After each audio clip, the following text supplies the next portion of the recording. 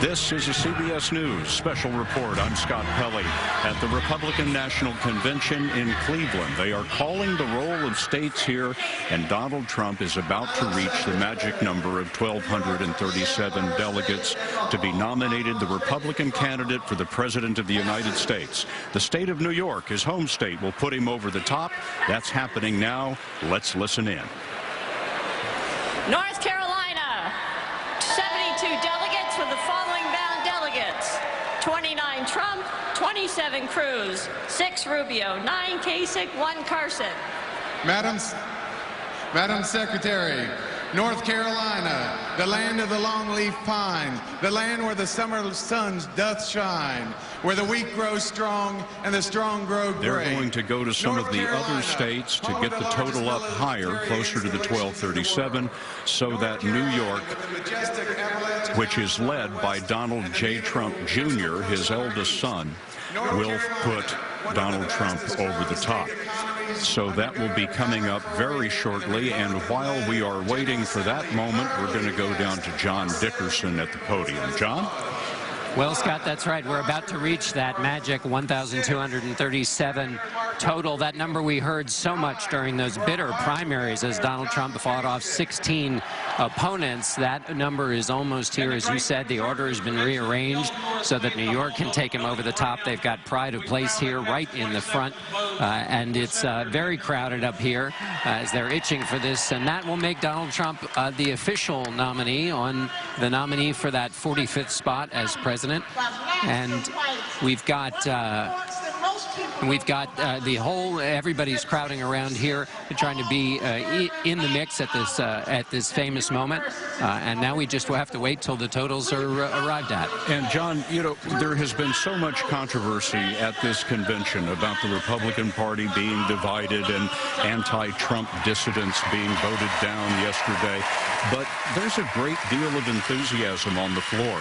That's exactly right. There is a tremendous amount of enthusiasm. There's a lot of pushing and shoving. Everybody wants to be in this moment. And this moment is the culmination of a sinking between Donald Trump and the Republican National Committee. Remember all that talk about the establishment and his difficulties with it? Well, he is now in sync with the establishment. They have beaten back any of the never-Trump efforts. And when he goes over the top with that 1,237 delegates, it will be proof of that, a kind of locking in of Donald Trump. This is now really, it's the Republican Party, but this is the official moment in which it really becomes the party of Donald Trump. And North Dakota is weighing in with its 28 delegates. Let's go to Major Garrett on the floor for us. Major? Scott, this is a historic moment for the Republican Party, a party that is quite clearly in transition. You talk to delegates here. Some are so clearly enthusiastic about Donald Trump, believing he's an outsider, believing he will do things for them that elected Republicans in Washington have failed to do, even though Republicans control the House and Senate. Trump supporters believe they are not serving their interests or their needs. That is one of the things that fueled Trump's rise to this moment of ascendancy, of taking control of the Republican Party on the floor of this convention. One of the things that's slowing things down tonight on the floor is that every delegation is going through all the counts for the other challengers to Trump, and they'll be given their moment and their moment of respect for getting delegates in the primary caucus process. But be not afraid, Trump supporters. This is going to work out. Trump is going to be the nominee, and it's going to get back to New York, and Donald Trump Jr. will have the distinct honor, rare in American history, of saying to the world, my father is now the nominee of a major party. And as political scientists like to say, Scott, yes, anyone in America can grow up to be president, provided you're the nominee of a major party. Major Garrett on the floor for us. Major, thank you very much. You know, John Dickerson, one of the things that demonstrates how things have changed at this convention is tonight's list of speakers. The 3 top elected leaders of the Republican Party are going to be speaking tonight, and none of them are going to be in prime time. Prime time has been reserved for the friends and family members of Donald Trump. Well, That's right. We have a situation here. The reason they're not in prime time is two reasons. One, Donald Trump ran as an outsider. He often attacked those leaders who will be speaking tonight. This is a moment of unity, so that's trying to be forgotten. But he ran against Washington Republicans. He is not a candidate of the Washington Republicans. He is a representative of those Republicans who are revolting against the elites in their party. And they will return the favor in part. They will not sing the praises of Donald Trump, those leaders. They may mention his name, they may not.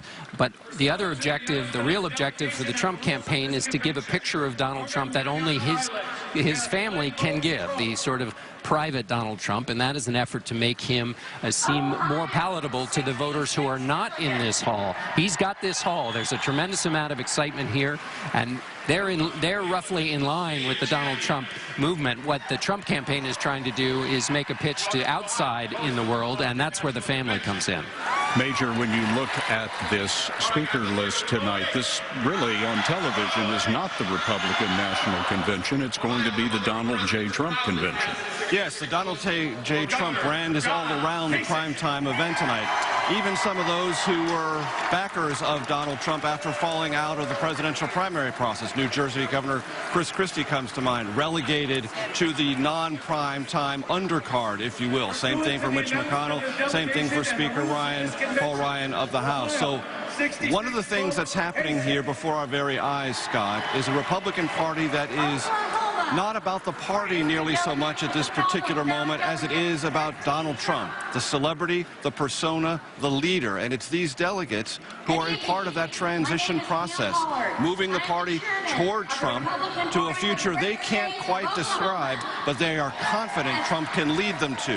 And that is the common denominator here on the floor among delegates who are passionately for Donald Trump. They believe as not only just an outsider, but as someone with a vision and toughness, pure core strength, he can lead this country and them in a different and better direction, in part by sort of toppling over the existing order in Washington and inside the Beltway, something they have come to discuss. And one thing I want to tell you, Scott, Corey Lewandowski just had a moment in the sun. He is the campaign manager fired by Donald Trump.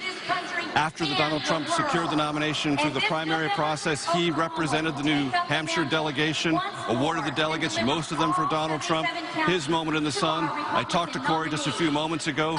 He said all through the campaign, he never was able to enjoy what he was accomplishing on behalf of Trump. Tonight, he said, he's going to immerse himself and soak himself in this history, this moment, which he played an unmistakable role in achieving. Lewandowski fired by Donald Trump, but when he gave the 11 New Hampshire delegation votes for Trump, he described him as my friend. Now we're looking at the New York delegation. Right there by the sign are some of the children of Donald Trump. That's his daughter Ivanka there in the middle, Donald Jr. on the left. We'll be hearing from Donald Jr. tonight. He will be speaking in prime time. There is Tiffany Trump there at the center. We'll also be hearing from her in prime time tonight. They're going to be describing the man, the father that they know. Tiffany Trump was raised in California. She's the second youngest of Trump's children, just graduated from the University of Pennsylvania with a double major in sociology and urban studies, but she's a fashion model, a singer, and a presence on social media as well. Donald J. Trump Jr. is the executive vice president of the Trump Organization, which, of course, runs the real estate holdings of Donald Trump. He's the eldest son of Donald and Ivana Trump, Donald Trump's first wife. He will be leading the New York delegation. He'll be putting his father over the top when the time comes that they have enough votes tallied up so that New York will be the state that symbolically makes Donald Trump the Republican nominee in 2016. That was Oregon that we just heard from with their 28 delegates.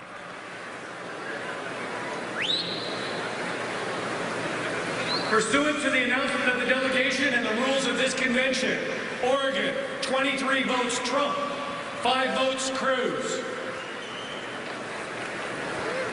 Pennsylvania. All right, as we go to Pennsylvania. New York coming up, but we're not quite there yet. John Dickerson, you've been down there on the floor almost all day talking to delegates, talking to party officials. What have they been telling you about this day? Well, you know, Scott, they came here to Cleveland, some of them a little nervous. They were not sure how this was all going to work out. Donald Trump has been an unpredictable candidate, and conventions are supposed to be predictable. They are supposed to run like clockwork, and there was a lot of nervousness when Mike Pence was picked as the running mate. That settled them down a little bit. And so last night, you get mixed opinions about it. On the one hand, people feel like it went off pretty well. Oh, and here we have New York now is announcing their delegates. The New York delegation. This will put Donald Trump over the top and make him the nominee of the Republican Party. New York, the Empire State, proud to be the home of Donald J. Trump, and proud that we were the first state to cast a majority of our primary votes for Donald Trump. Proud that he won 61 of our 62 counties and more than 60% of the vote. And we are proud that we have as one of our delegates, Donald J. Trump, Jr.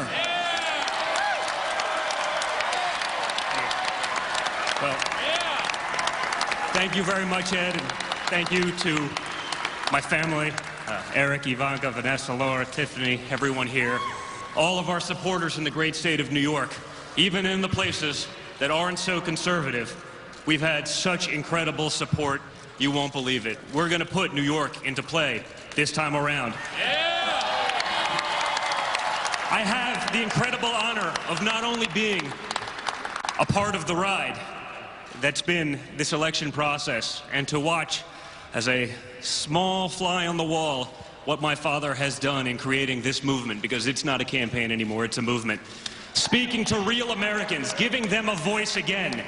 And it is my honor to be able to throw Donald Trump over the top in the delegate count tonight with 89 delegates and another 6 for John Kasich. Congratulations, Dad. We love you.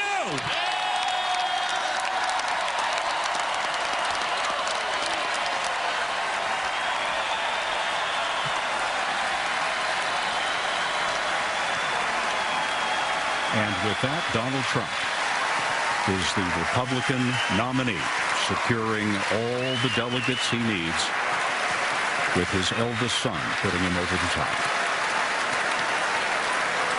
We do not expect to hear from Donald Trump tonight. He'll be making his acceptance speech on Thursday. But with Donald Trump, you never know. We didn't know he was going to show up last night, unprecedentedly early for a candidate, to introduce his wife. Pursuant to the announcement of the delegation and the rules of this convention, New York, 6 votes Kasich, 89 votes Donald J. Trump.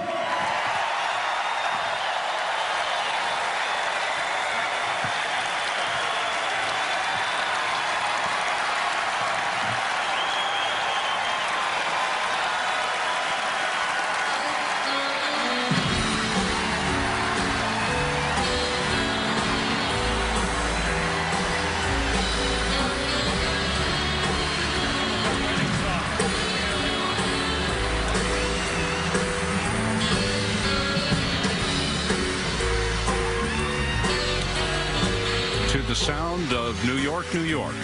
Donald Trump becomes the Republican nominee, his first attempt at any public office. Now, the Republican nominee for President of the United States. We'll have more coverage on these CBS stations as the evening goes on. Till then, I'm Scott Pelley in Cleveland.